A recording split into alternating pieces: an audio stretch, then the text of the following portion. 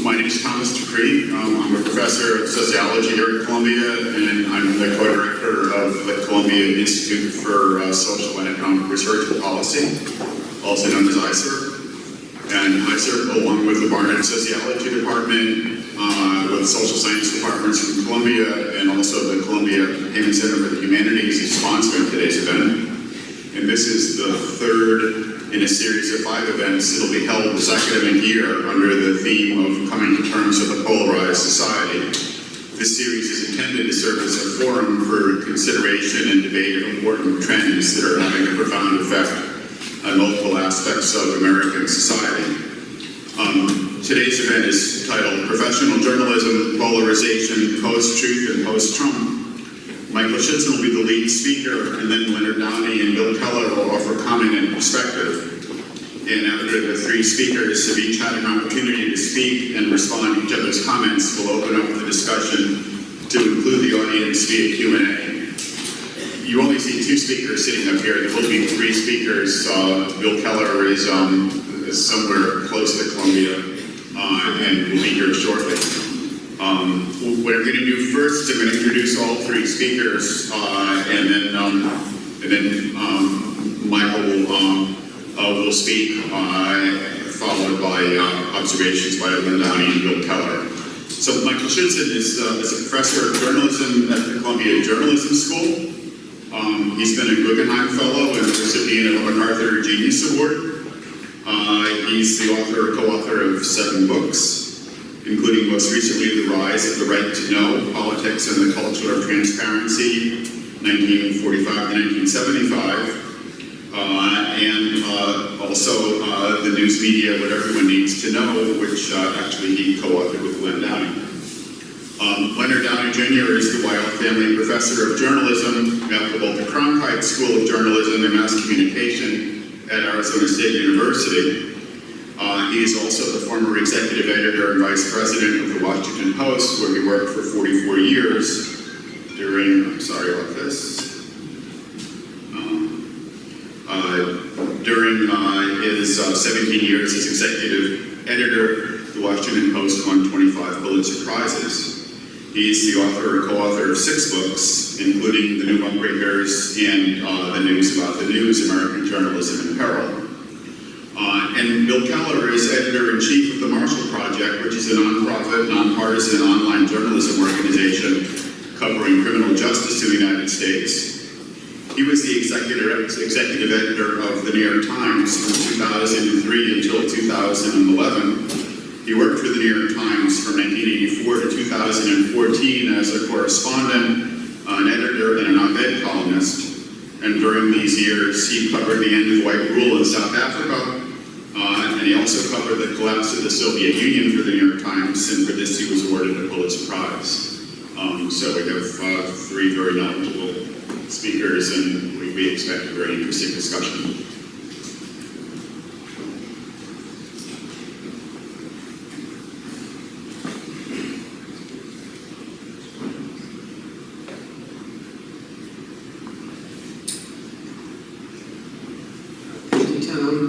Thank you, ISER, and other sponsors for putting this series together.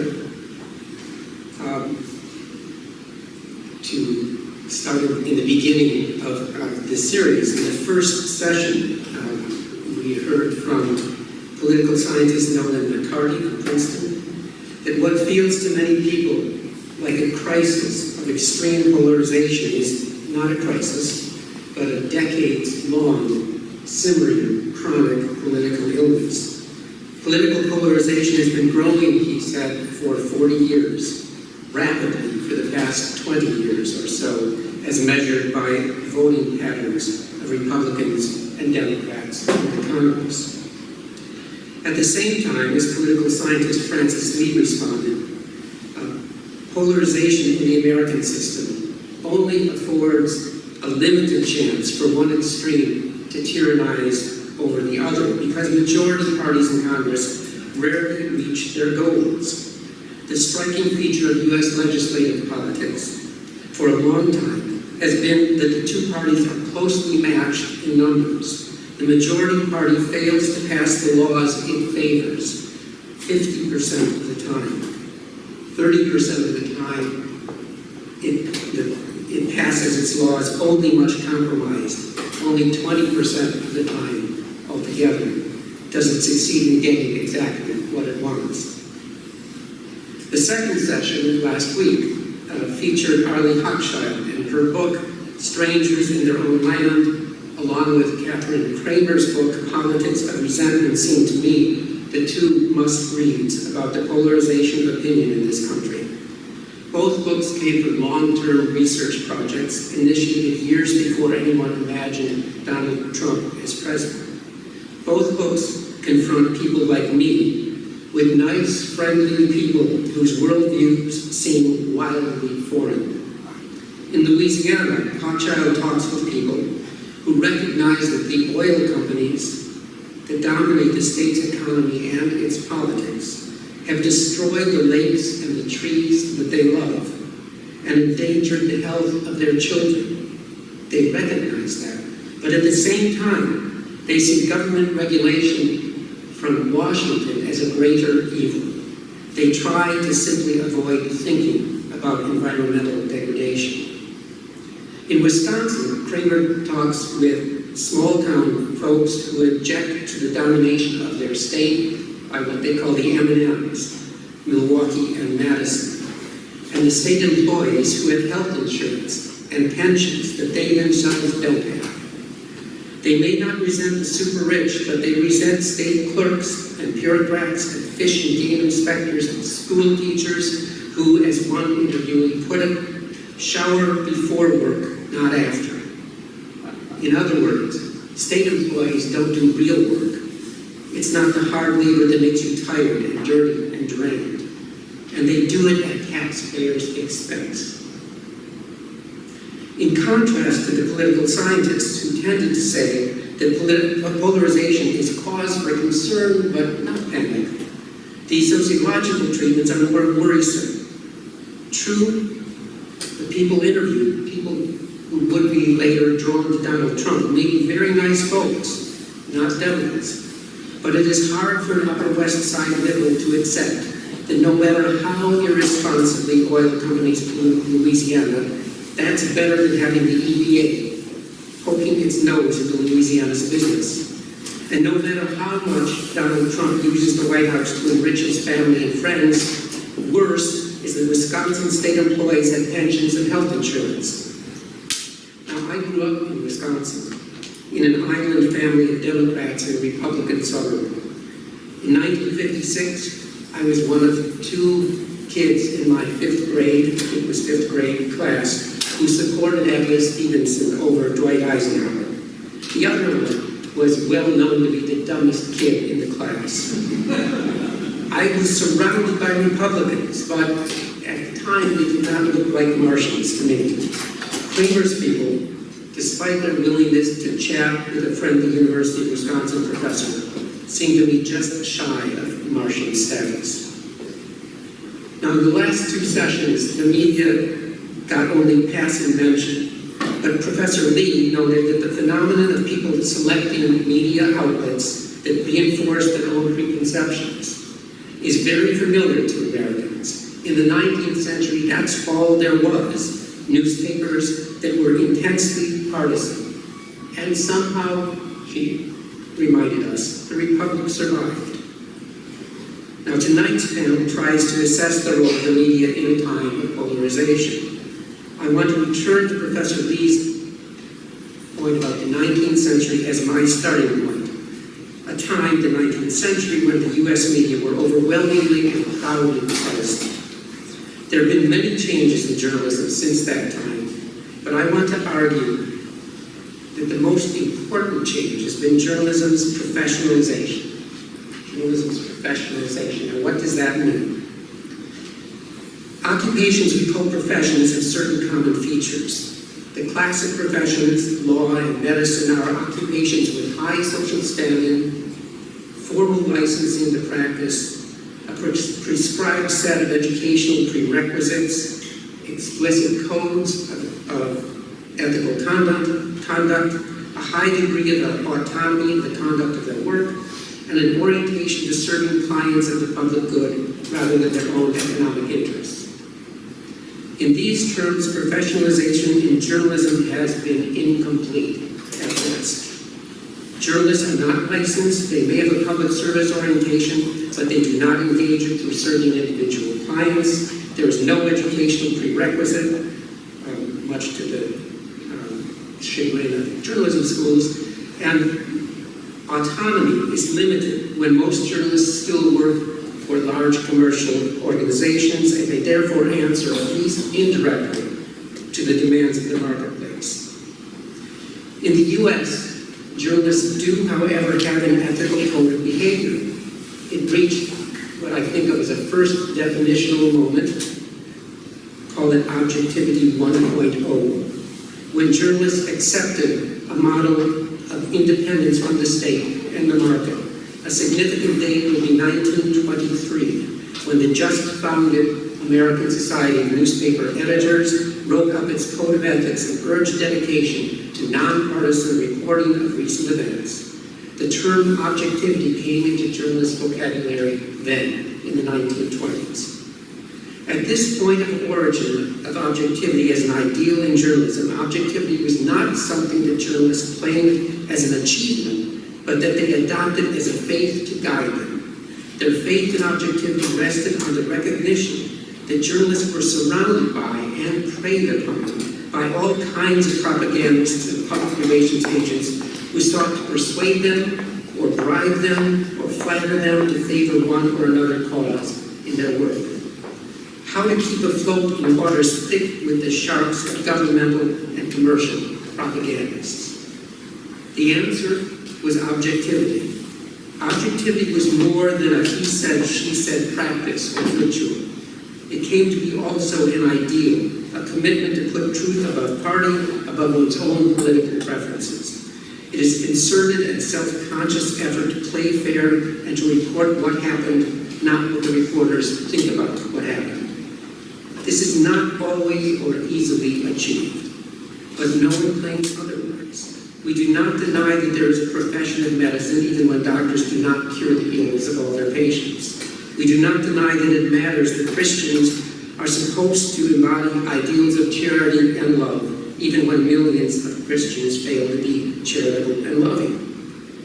By the 1920s, journalism had become largely a self-conscious occupational field, independent of political parties that had long dominated the newspapers, and increasingly attached to objectivity 1.0. I will come to objectivity 2.0 in just a bit, but I want to pause to bring my story right up to date.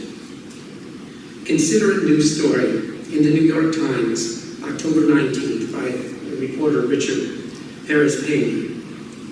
Headline, Second Federal Judge Blocks the Third Revision of the Travel Ban. This 17-paragraph story on A19 seems to me scrupulously, in fact boringly, fair.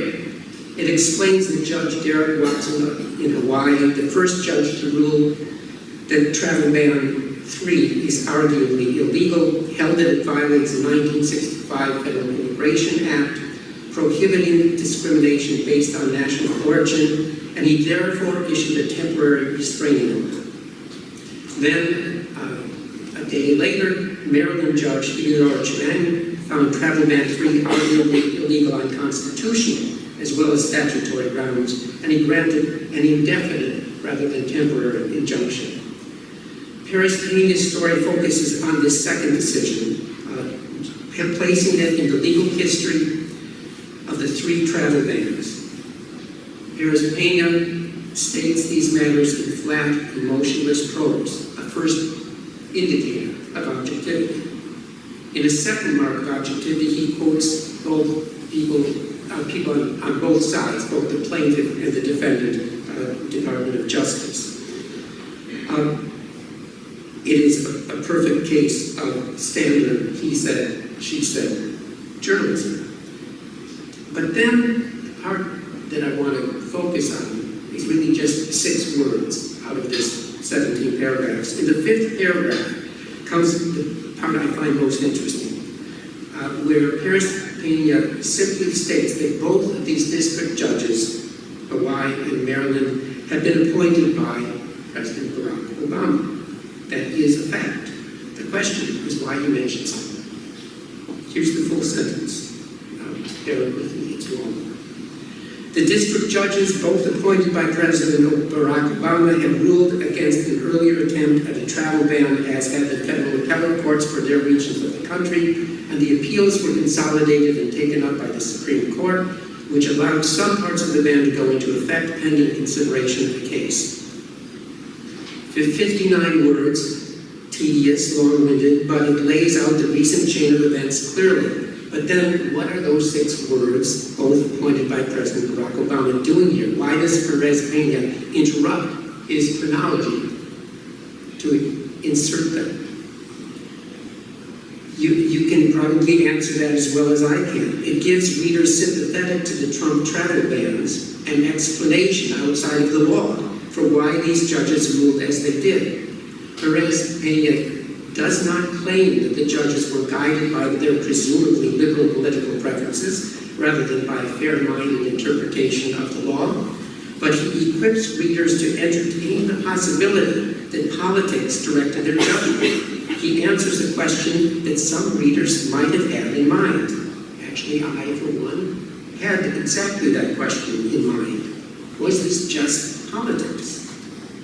Now, he could have told us other things about the 2 judges. He could have said that Judge Watson in Hawaii, a native Hawaiian, was the son of a police officer, the first in his family to attend college, a graduate of Harvard Law School, his nomination confirmed by the Senate 94-0.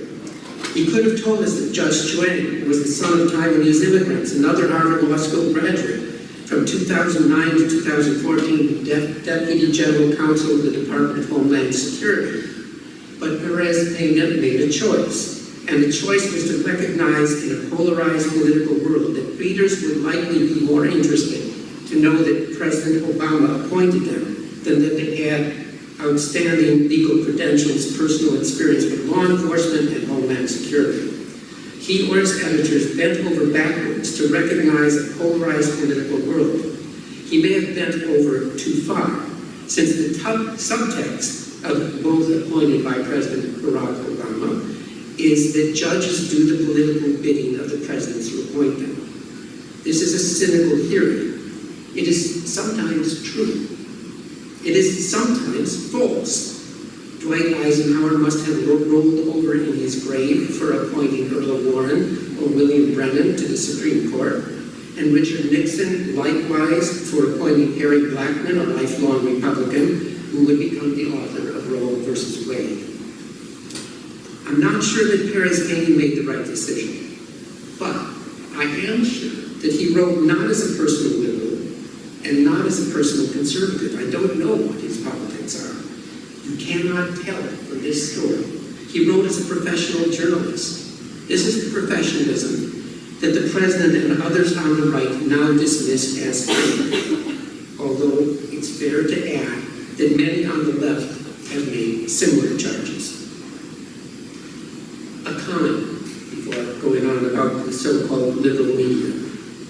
Who in 2016 complained the loudest about the bias of the mainstream media? I think Donald Trump takes the gold medal here.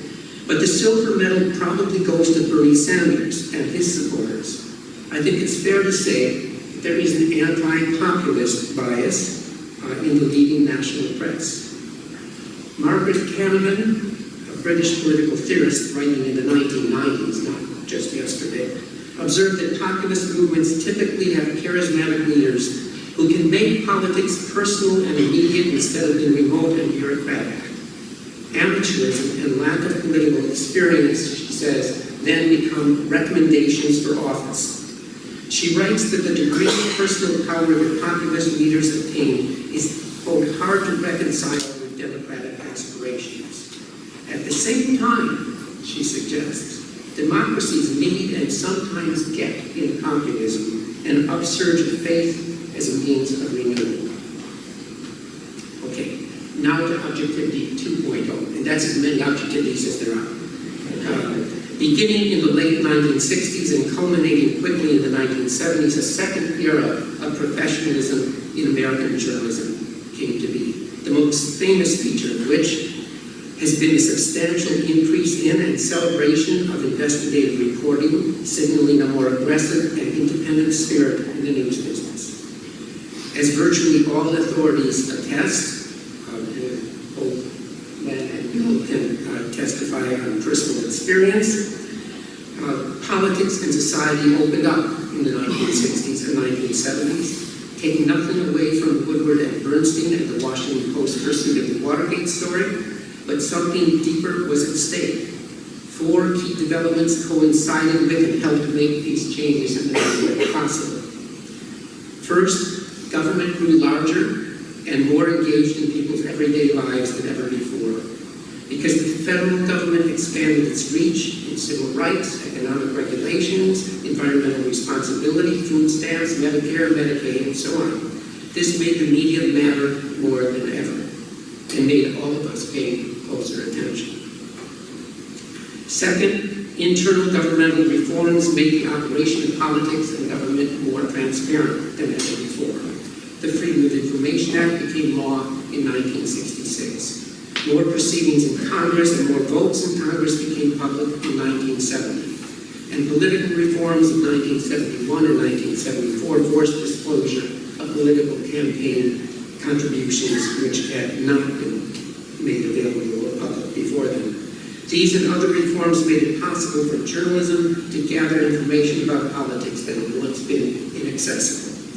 Third, the women's movement motto that the personal is political became widely accepted, and journalists came on board, sometimes reluctantly, sometimes with enthusiasm, to recognize dimensions to politics that had once been ignored.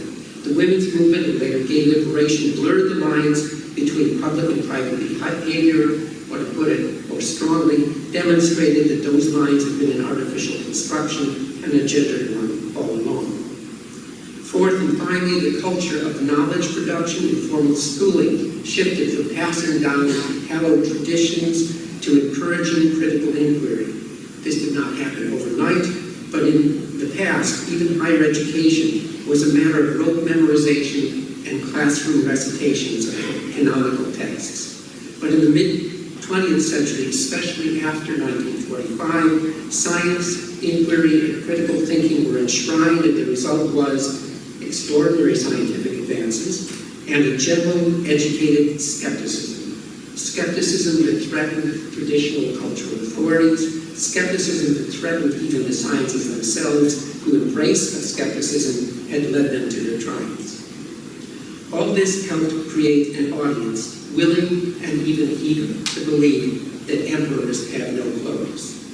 But in the era of Objectivity 2.0, when news stories with some frequency arise from enterprise reporting and deep investigation, and when even more frequently, reporters offer analysis of events and not just a flat account of what happened yesterday, audiences need, but often do not have, a new sophistication as consumers of journalism.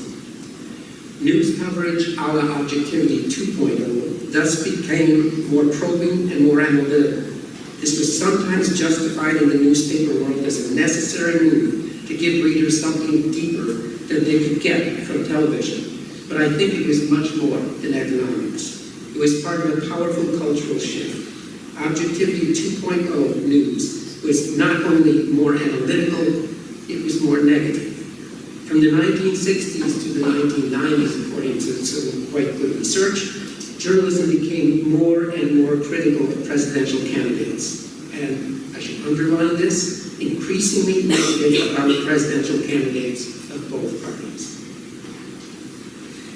Today, professional journalism is in the era of Objectivity 1.0, present the facts fully and fairly without partisan inflection, plus Objectivity 2.0, provide readers and viewers with the context to make sense of dry accounts of current events. We are also suddenly in an era when these objectivities come up against the influence of social media, where news circulation without its source being readily identifiable is a lot of what a lot of people get. The news they get online may originate in professional news reporting, but it arrives online for you, forwarded by a friend or acquaintance, or as part of a news feed that aggregates from multiple sources, some of them deeply unsavory. And people do not keep track. Where do you get your news? From Facebook. Where do you get your news? Online. It's like a student writing a paper and the footnote is from the library. In this world of what has been called the connected news media, how should the professional press, it is a professional press, explain itself? And how, if at all, should it adjust? I'm very hopeful that Leonard will help us with those questions and what it feels like to confront such questions today in the major newsrooms of the country. Leonard just in closing mentioned 3 issues. First, newspaper reporters are expected not only to report these days, but to publicize their stories on social media.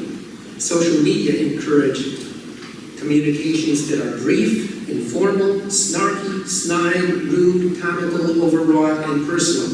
In short, the absolute opposite of parasthenia, flat, voiceless. This can prove embarrassing to the news organizations that the reporters work for. Dean McKay, executive editor of the New York Times, has urged his staff to keep their opinions out of their tweets as they try to keep them out of their stories. Is that a reasonable policy? Can that cat be put back in the bag? It seems unlikely to me. But what is a news organization to do? Second, do you call the president a liar when he is by every imaginable measure of truth lying? The press, after a bit of hesitation on this, has determined that this is what you do. This is what they can and must do as part of their professional commitment. Third, there's a passage in Arlene Child's book on Louisiana that I find haunting and troubling. One of her interviewees from the Louisiana bayous criticizes Christiane Amanpour. And she says, here's the full quote, "Take Christiane Amanpour. She'll be kneeling by a sick African child or a bedraggled Indian looking into the camera, and her voice is saying, 'Something's wrong, we have to fix it.' Or worse, we caused the problem. She's using that child to say, 'Do something, America.' But that child's problems aren't our fault." So this woman feels scolded by CNN. That's what liberals, this is her continuing, that's what liberals want listeners like me to feel. I don't like it. And what's more, I don't want to be told I'm a bad person if I don't feel sorry for that child. Does this woman feel sorry for that child? For starving homeless children halfway around the world? I don't know. I know only that she resents CNN, that as she sees it, is trying to emotionally bludgeon her into feeling sorry. Is this liberals imposing their values? Amanpour does not say government should do more, or it's your fault that government isn't doing enough. But surely she is implying you should feel such and such about people you do not know, people who are not part of your community, people who share with you nothing but a common humanity. Isn't that assumption of common humanity a basic tenet of the world's great religions, obviously including Christianity? If the media can't start from that premise, how can they communicate at all? But if they start from that premise, they can scarcely claim to have no premises in their reporting. What do you do? How do you reach that woman in Louisiana? In the Columbia Journalism School, where I teach as a kind of sociologist, historian in residence, I think there are 2 sacred words. One is report. Your job is to seek the truth through reporting. Do a deeply reported piece. Report against your own assumptions. That is, make sure you explore positions and lines of inquiry that others might hold who do not share your own preconceptions. That is objectivity 1.0. It is still vital. The other key word, equally sacred in Pulitzer Hall across the street, is story. You have to know enough context and background for your assignment and know enough where it fits in the wider world to construct a skeleton on which the factual flesh of the piece can hang. The language of report and the language of story circulate in journalism schools and in newsrooms without careful consideration, I think, about the inevitable tension between them. The language of reporting asks journalists to completely withhold judgment, but the language of story requires choice and selection and judgment. Not personal judgment and not partisan judgment, but professional judgment. My claim tonight has been simple. There is such a thing as professional judgment.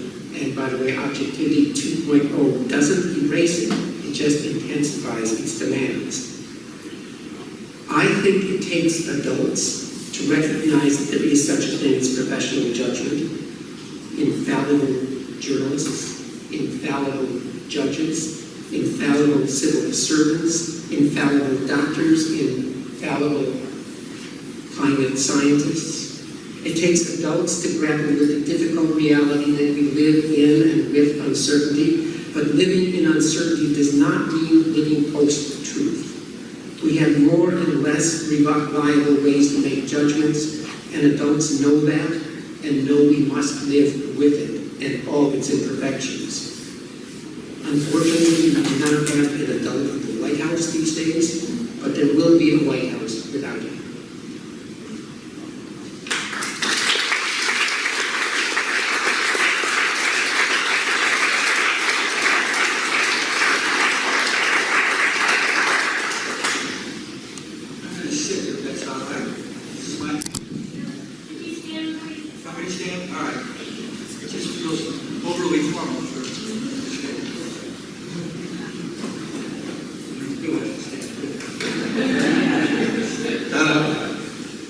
As usual, there's much wisdom in what Michael says, as well as eloquence sometimes.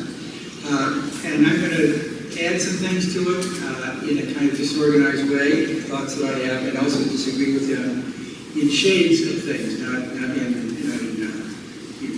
big ways. I appreciate his definition of professionalism in news. I think it's something that needs to be said and better understood by Americans in these days when so many people conflate without any differentiation so-called mainstream news media and all the other stuff that's out there on the internet. Both very valuable contributions from citizens who observe things and contribute information that's very important, but are not able to do what professional journalists do, put that information in context, dig deeper, figure out why, and so on and so forth. And then, of course, there's real fake news. There's actual falsities being given to the American people in the form of news coverage or in the form of opinions, for instance, some cable networks. So I think that's really important. I think his definition of it is very good. As he knows, I've always disagreed with him about objectivity. Never in my 44 years at the Washington Post did I think that what I was doing involved objectivity. I knew the term. I knew the term was abroad in the land. I knew that some news organizations like the Associated Press, that was a kind of a badge for what they did. I don't see it that way because I don't understand what objectivity could possibly be. All of us are human beings, and to be completely objective, I'm famous for not having voted during the 25 years I ran the Washington Post. Because as the final decision maker there, I did not want to decide who should be president of the United States or mayor of Washington or whether our taxes should go up and down. And so I didn't want to make those decisions in my mind, even if I was going to present the news completely unbiased to the Washington Post. So I understand that urge to try to be as objective as possible, but I think the real goal is pursuit of truth. It's just as elusive as absolute objectivity, but objectivity can carry to its furthest distance. For instance, gave us coverage for way too long in American news media about climate change. My son, who's a climate change academic, is here in the audience, And I know he was a critic of this for a long time, and rightly so, in which you would state what scientists had to say, and then you'd say what the objectors had to say. And that was, as they say in Fox News, fair and balanced. And it was wrong. It was not the truth. It was not a pursuit of truth. But it ought to be presented impartially and independently. Michael's right that most journalists are not completely independent, although there are more nonprofit independent news organizations now, like the one that Bill Keller runs, that are not involved in advertising or sales for their audience, and therefore are even more independent than they might be if they were working for a news organization. But any good news organization will urge independence of thought on its reporters and its editors, and not to do what the publisher wants, not to do what the advertisers might want, not to do what the powerful people who the stories are about might want, but to be independent of them and to be impartial. And so that pursuit of truth is always my goal, as opposed to something called objectivity, which I still don't understand. Even though he better define it today than he ever has before. Although actually in his definitions it says some of the same things that I've just said. The change in the news media in the middle of the 20th century. He very well described the four outside pressures, outside changes that affected how the news media worked in certain ways. Essentially affected what the receptivity was for the news media and what the news media's access to information was like. But there's something else that was going on inside the news media, which perhaps Bill can also talk about in addition to me, because we experienced it. We experienced it over many decades. And that was the beginning with the social changes going on in the United States in the 50s and 60s, the civil rights movement, the Vietnam War, and the cultural changes going on in society. Reporters began for themselves to see their role as being different than it was before. Some of them went too far and decided they were going to become partisan, and partisan news organizations started as a result of that. Partisan stories sometimes appeared in the New York Times and the Washington Post in the sort of new voice of the new journalism, which was being experimented with. But mostly, it was a desire to not recognize barriers anymore to pursuing the truth. And investigative reporting really was at the heart of this first, and then explanatory reporting, I think, came along afterwards. I was one of the first investigative reporters in the country at the local scene in the 1960s, which sort of began in the 1950s after the World War II, in some localities around the country, some national magazines, but by and large, the federal government was nobody ever investigated anything about the federal government. In fact, the relationship between the news media and the federal government was very cozy, as a matter of fact. So it began as a local investigative reporting, and then the Pentagon Papers decision by the New York Times to publish that, and then later by the Washington Post, and most importantly, by the Supreme Court's decision 6-3 that the federal government could not prevent publication in advance unless it was really so dangerous to national security, which has never been found to be the case since that Supreme Court decision. In some extent, not just freed up the news media, but also caused the news media to examine how were they covering the Vietnam War? How were they covering the run-up to the Vietnam War? How much of the government had they believed wrongly? And why were they not probing the way they should have been probing the government? And Watergate really was a watershed inside the media.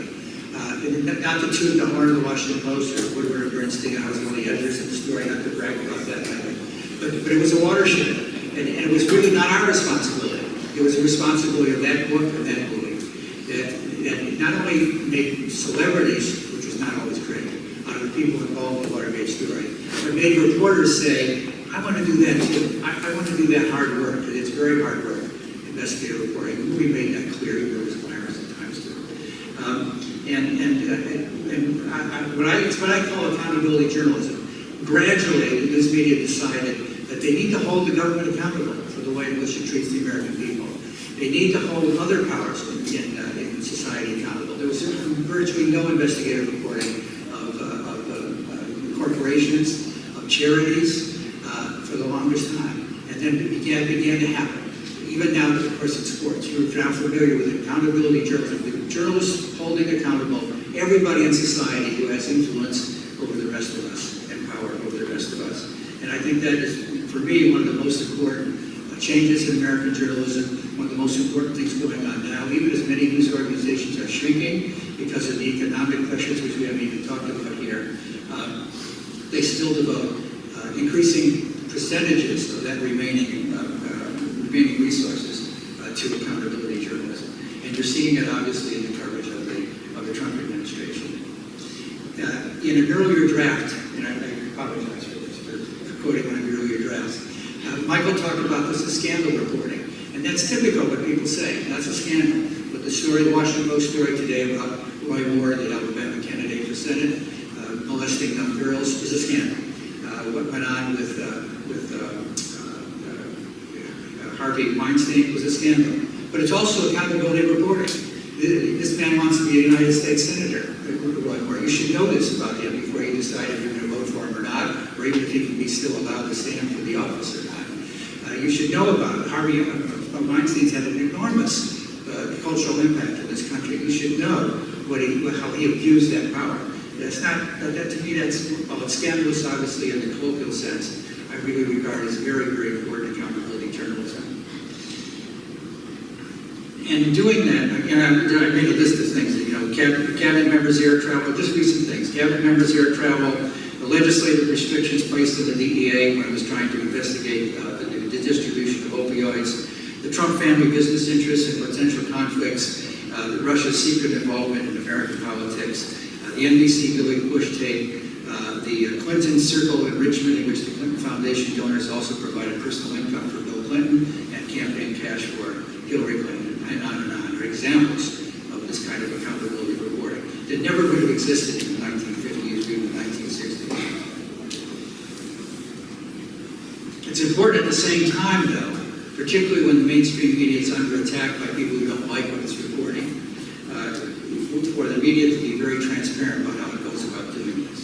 So you saw things, for instance, like the New York Times story about Harvey Weinstein had many women on the record. They were not just reporting women who were not giving their names and not standing up for what they were saying.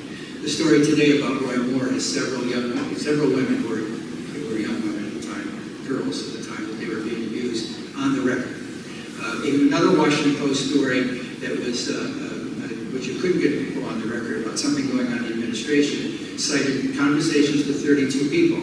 Now you've got to trust the Washington Post to really were 32, and they really knew what they were talking about. But at least it said that. It gave something that people can check on. The documentation the Washington Post reporter David Fahrenthold did when he was investigating the Trump Foundation, when he actually put his handwritten notes on the internet. And you could look at it, you could see which of these foundations had or had not gotten money from Donald Trump after he had promised it. And as a result, he had engagement from the rest of the American public as he pursued that story. Just a little bit more context and then I'll stop. Because I've been around for a long time, so just as this country's been divided before, so has the country's reaction towards the media. And just last night, I was privileged to attend the premiere at the Museum of an HBO documentary on the life of Ben Bradley. And it was a reminder when they showed Watergate, how half the country believed Richard Nixon until he resigned, and was against the Washington Post and the New York Times and other coverage of the Watergate affair. We're right up to the very end. So they need to keep that in mind when you think about how the country's divided right now about Donald Trump and his administration. People seem to think that reporters are liberals and Democrats and like the flash of somebody like the Clintons. And in fact, all the time the Clintons were in office, they were at war with me and the Washington Post over our coverage of Whitewater, Clinton's involvement with women, and then later his impeachment. And it was a very antagonistic relationship. So that's not new. What's new, of course, is that they can tweet about it. And the last thing I want to say is that the Obama administration is actually a paradox when it comes to the news media. The president is a propagandist. And so he very knowingly is attacking the media in order to appeal to his constituency, in order to advance his self-defense as well as his own conduct, calling the media enemies of the people, liars, sick people, and so on. And also less transparent about certain kinds of information. The president's tax returns have not been revealed. White House logs are no longer public. The EPA and other agencies have removed data from the internet that doesn't agree with their politics, that they don't think supports their politics, for instance, about climate change. National Security Advisor H.R. McMaster has warned all government employees in directive to them about leaks of classified information. There's less access to cabinet members than in previous administrations. And there's an absence, of course, of senior people in many cabinet departments, and therefore they couldn't be sources anyway because they're not there. They haven't been appointed and confirmed yet. But at the same time, the White House itself is more accessible to reporters than it was during the Obama administration or the Bush administration. Reporters get their phone calls answered all the time. There may be arguments at the other end of the line, there may not be great information at the other end of the line, but they're engaged. The Obama administration often didn't engage. The Bush administration often didn't engage. They simply refused to talk to reporters. They assign minors to any serious interview in any cabinet agency. And I go to overboard about this, so it's something I care about. And they, of course, they prosecuted sources of information, sources of classified information to reporters. 8 such prosecutions under the Espionage Act of 1917, which was more than all the other presidents in history had ever prosecuted anybody for. Of course, in this administration, Attorney General says he's now conducting more leaks investigations than ever before, and if necessary, he would subpoena reporters and might even prosecute reporters if that became necessary, but it hasn't transpired yet. And of course, this is the leakiest administration in my entire 44 years in journalism. Just to think of all the things you know that shouldn't be kept secret by people who worked in the White House, used to work in the White House, and by the president himself. He's the #1 leaker. And even though not everything he says is true, in fact, a lot of it's not true, it's another development in journalism in the last 10 years or so as far as fact checkers. And I think we're up to over 1,000 different things that are true in his tweets. Other times he's leaking good information. It's not good information that he probably should be leaking, but it's very useful to the press.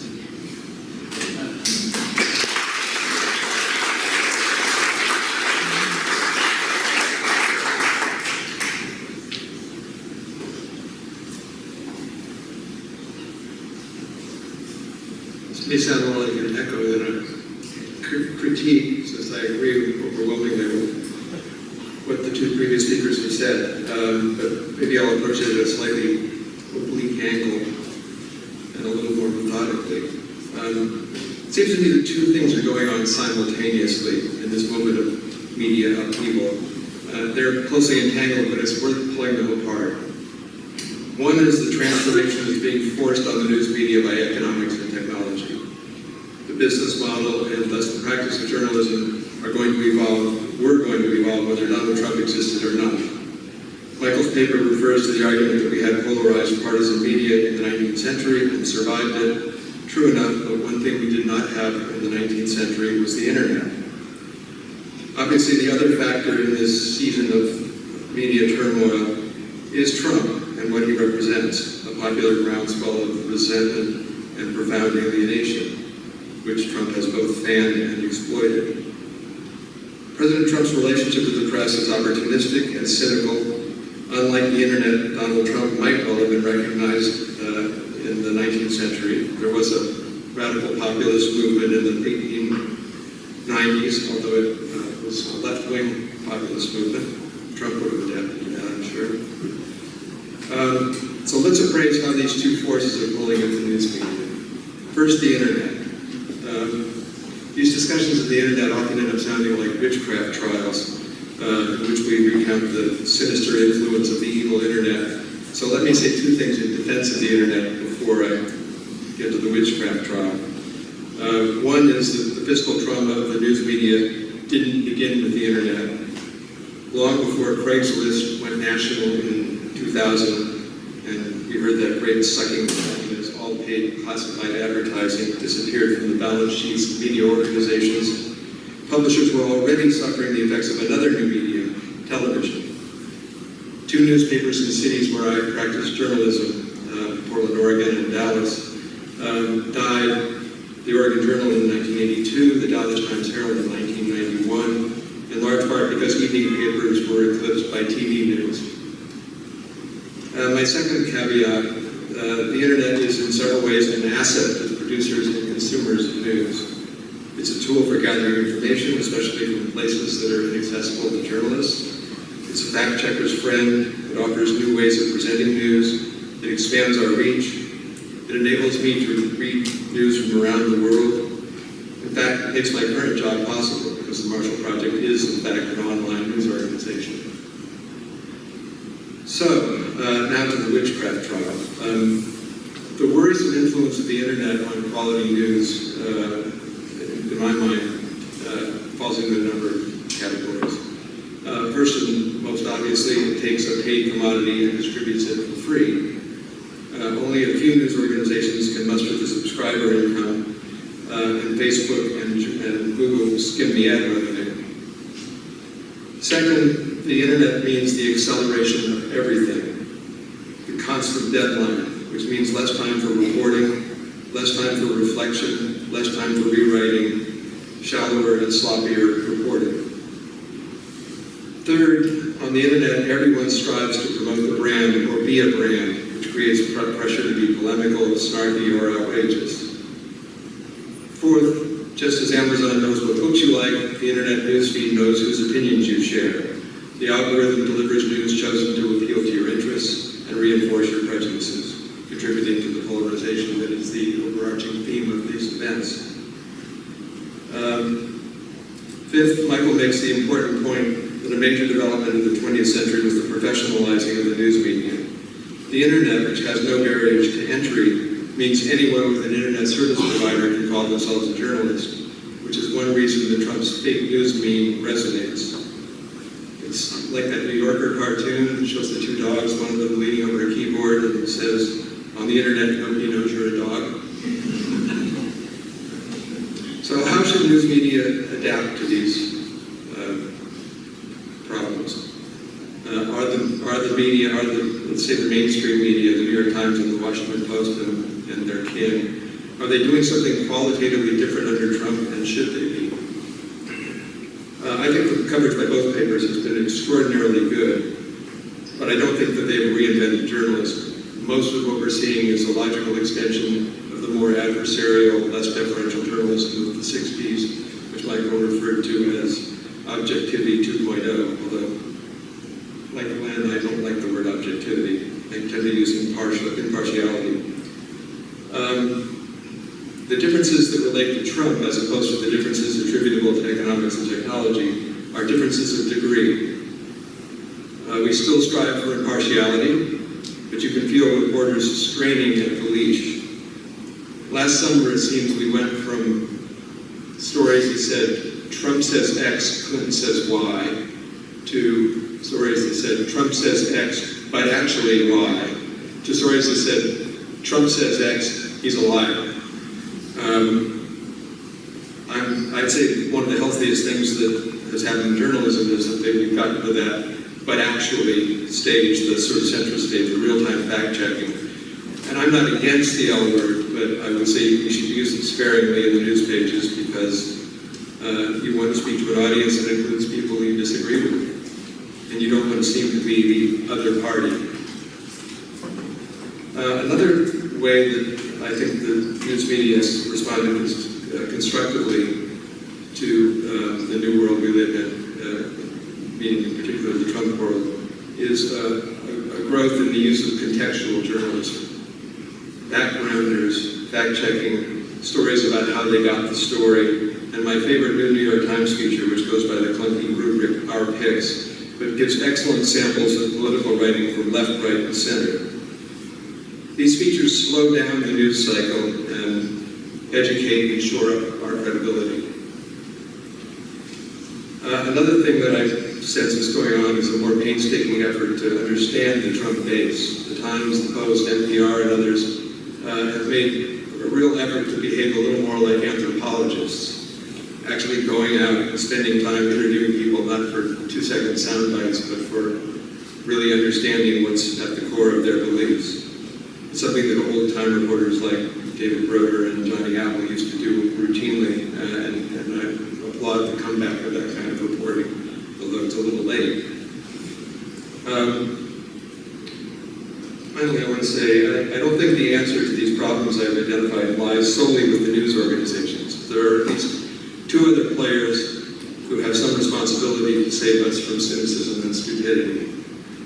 One is the internet oligarchs. Facebook and Google are monopolies or near monopolies. It's worth asking, I'm not answering this question, but it's worth asking whether breaking them up and creating a competitive market would restore some of the revenues to, and pardon the expression, content creators. They're also in effect utilities like the electric grid, which are subject to regulation. So before attempting to impose some new set of rules on the news media, I'd look for ways to regulate the transparency, revenue sharing, and potential abuse of power of the internet giants. The second overlooked player in all of this is the consumer, the reader. In the long run, the best defense against fake news is a discerning reader willing to take charge of his or her news diet. Just as we teach our kids about healthy eating and healthy behavior, we should be teaching them media literacy. I want to touch on take two less loose ends. I said finally earlier, but that wasn't quite final. I agree with Michael's defense of the ideal of what he calls objectivity. And for insomniacs in the audience, Glenn Greenwald and I once had a 5,000-word exchange, which, like everything, lives on forever on the internet, on this question of impartiality. Michael says that objectivity is both a defensive strategic ritual and an ideal. I'd like to add that it's also a discipline, maybe first and foremost a discipline. It entails a conscious effort to set aside your assumptions and prejudices and take the time to rigorously search out conflicting points of view. Once you publicly declare your point of view, there's a strong, at least subconscious tendency to vindicate your own opinion, to discount evidence that doesn't fit your declared opinion, to report with less vigor the views on the other side. And finally, this time really finally, I was struck by the woman who felt patronized by the scene of Christiane Amanpour's kneeling by a sick African child. She felt an implicit liberal message: do something. That's my world now, except instead of sick African children, we write about the treatment of people who are mostly guilty of serious crimes. And we hear from critics who say, why should we pay for educating those people when law-abiding people are suffocating under student debt? Or why should we care about the difficulty of arranging family visits for criminals?